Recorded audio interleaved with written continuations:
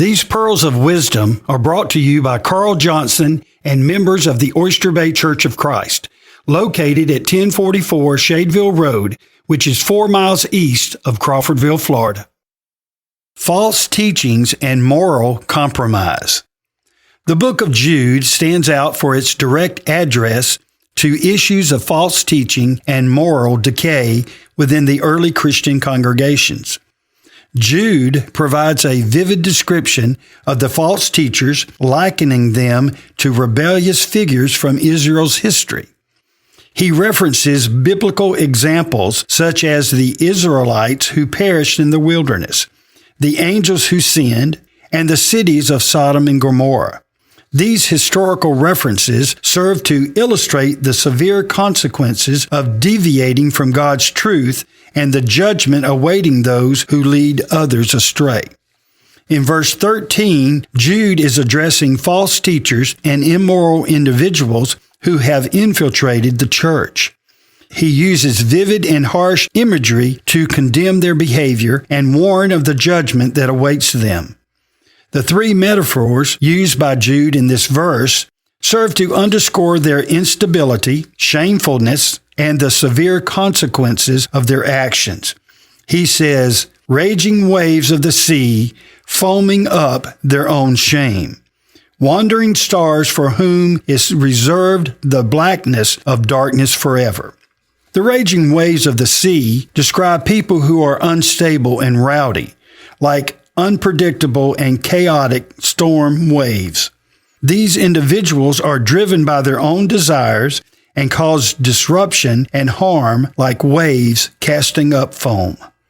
The foam of their own shame is their own disgraceful actions. Just as foam on the sea is a visible byproduct of the waves, their shameful behavior is evident and exposed. The wandering stars refers to celestial bodies that do not follow a predictable path. In context, these individuals are implied to be unreliable and lacking direction or stability.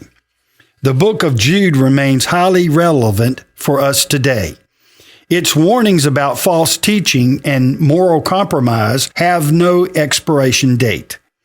Jude's call to contend for the faith provides a timeless framework for addressing similar issues in the church today. Issues that are shameful to God no longer bring shame to those in modern times. Examine verses like 1 Corinthians 14 and 35. For it is shameful for women to speak in the church. Revelations 3:18. That the shame of your nakedness may not be revealed. 1 Corinthians 11:6. But if it be a shame for a woman to be shorn or shaven, let her be covered. 1 Corinthians 11:14. If a man has long hair, it is a shame unto him. And Proverbs 6 and 17. Hands that shed innocent blood. It begs the question, have people forgotten how to be shameful? Social norms and values evolve over time.